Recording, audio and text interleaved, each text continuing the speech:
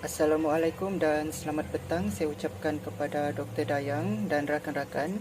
Pada hari ini saya Muhammad Syafiee bin Romel Stender, nombor matrik BA 20110643 dan juga rakan pembentang saya Ahmad Azwan Shah Afandi bin Awanzi BA 20110094 akan membentangkan ulasan filem kami.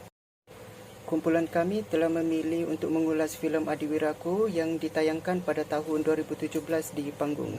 Filem ini merupakan adaptasi daripada kisah sebenar dan juga telah memenangi anugerah filem terbaik pada Anugerah Festival Filem Malaysia yang ke-29. Assalamualaikum dan salam sejahtera. Saya Ahmad Azwan Syafiee bin Awanzi, nomor matrik BA 20110094 akan menerangkan berkaitan sinopsis filem yang kami pilih.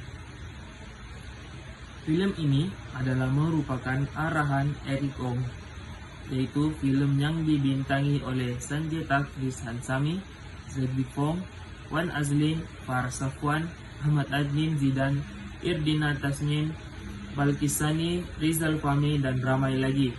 Filem yang diklasifikasikan ini adalah untuk tontonan 13 tahun ke atas dan ditayangkan dalam format 2 dimensi. Filem Adiwiraku ini mengisahkan tentang pengorbanan dan perjuangan seorang guru bahasa Inggris yang bernama Cheryl Ann Fernando yang telah dihantar untuk bertugas di sekolah luar bandar yaitu SMK Pinang Tunggal Sungai Petani Kedah. Dari hari pertama Cikgu Cheryl Ann Fernando bertugas di SMK Pinang Tunggal, beliau sudah dihadapkan dengan pelbagai ragam dan karena anak muridnya. Bayangkan saja, ada yang rebel teruk, pemarah sampai tahap baling kerusi keluar kelas, pendiam, memendam perasaan, kaki buli, dan ponteng sekolah dan bermacam-macam lagi karena. Akan tetapi, dengan adanya kesabaran dan semangat yang tinggi, serta kuat, dan percaya bahwa dirinya mampu mengubah pelajar-pelajar tersebut, SMK Pinang Tunggal menunjukkan realiti sebenar kisah sekolah luar bandar yang mempunyai masalah pembelajaran dan pertuturan bahasa Inggris yang sangat lemah, dan masalah disiplin di kalangan mereka, masalah keluarga, dan lain-lain. Walaupun begitu, Cikgu Cheryl dan juga dibantu oleh Cikgu Konstan sentiasa mengambil langkah untuk memikat hati pelajar-pelajar mereka untuk terus minat dalam belajar bahasa Inggris. Langkah yang diambil bagi memikat hati pelajar mereka ialah dengan merasuah mereka dengan keropok ringan, air kotak atau ais krim sekalipun, sehinggalah mereka dapat melatih anak murid mereka untuk menyertai pertandingan choral speaking peringkat daerah. Seramai 35 pelajar telah dilatih selama 6 bulan untuk berusaha meningkatkan bahasa Inggris dan menambah keyakinan mereka berhadapan dengan khalayak ramai untuk menyertai pertandingan yang belum tentu mereka menang sekalipun. Apabila pertandingan itu berlangsung, mereka telah membuat satu persembahan yang sangat baik dan memukau, sehinggakan mereka telah diumumkan menang pada tempat kelima dalam pertandingan tersebut. Hal ini telah memberikan penghargaan kepada salah satu-satunya sekolah luar bandar yang mampu mengalahkan sekolah elit yang lain. Hal itu adalah merupakan pencapaian yang paling besar untuk sekolah mereka dan seluruh penduduk kampung. Setelah memenangi pertandingan tersebut, pelajar SMP Pinang Tunggal semakin bersemangat mempelajari bahasa Inggris sehingga mereka dapat memperbaiki kualiti pendidikan di sekolah tersebut. Hal ini adalah disebabkan oleh hasil kerja keras Cikgu Cheryl dan Cikgu Konstan yang tidak pernah sekalipun berputus asa dalam membantu dan mendidik anak murid mereka ketika di sekolah sehingga mereka tamat waktu persekolahan. Berikut adalah merupakan watak utama yang ada dalam filem tersebut. Watak pertama adalah merupakan Cikgu Cheryl. Cikgu Cheryl adalah merupakan seorang cikgu bahasa Inggris yang baru berpindah ke sekolah SMK Tunggal yang mempunyai jati diri yang baik dan kepercayaan serta mempunyai semangat yang tinggi dalam mendidik anak-anak muridnya agar fasih berbahasa Inggris. Watak yang kedua ialah Cikgu Konstan, iaitu cikgu yang telah banyak membantu Cikgu Cheryl dalam melatih dan mendidik anak murid mereka untuk menyertai pertandingan choral speaking yang diadakan. Seterusnya, saya akan membentangkan bahagian perubahan sosioekonomi yang berlaku dalam filem Adiwiraku. Terdapat beberapa aspek yang telah kami kenal pasti, antaranya ialah aspek pendidikan. Seperti yang kita sedia maklum, realiti akan persepsi komuniti luar bandar terhadap kepentingan pendidikan adalah amat rendah. Dalam filem ini, komuniti luar bandar yang lebih tertumpu kepada golongan ibu bapa dan juga pelajar-pelajar di SMK Pinang Tunggal seakan-akan tidak mementingkan pelajaran, khasnya bahasa Inggeris. Hal ini dapat dibuktikan apabila tahap penguasaan subjek berkenaan adalah amat rendah. Walau bagaimanapun, setelah ketibaan Cikgu Cheryl, iaitu guru bahasa Inggeris, pelajar-pelajar di SMK Pinang Tunggal semakin serius akan kepentingan subjek berkenaan, khasnya dalam mencari pekerjaan pada masa hadapan. Perubahan yang seterusnya ialah terhadap mentaliti kelangsungan hidup. Dalam filem ini dapat dilihat seorang watak, iaitu Alia.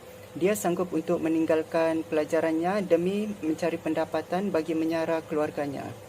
Walau bagaimanapun, setelah menyedari bahawa pelajaran mampu untuk mengubah kehidupan keluarganya, Alia bertekad untuk menyambung kembali pelajarannya. Ini kita dapat lihat berlaku pada akhir-akhir babak filem. Dan perubahan yang terakhir ialah perubahan pada sektor ekonomi. Perubahan pada sektor ekonomi ini dapat dilihat berlaku pada dua generasi keluarga Alia, iaitu bapa Alia dan Alia sendiri. Pada awalnya, bapa Alia menceburi diri dalam sektor ekonomi primer. Walau bagaimanapun, setelah jatuh sakit, Alia lah yang menampung keluarganya dengan menceburi diri dalam sektor ekonomi tertier. Alia bekerja di salah satu stesen minyak di kampungnya. Seterusnya ialah kesan daripada perubahan sosioekonomi yang berlaku. Terdapat beberapa kesan yang dapat dilihat khasnya kepada komuniti tempatan. Kesan yang pertama ialah pendidikan semakin diberi perhatian.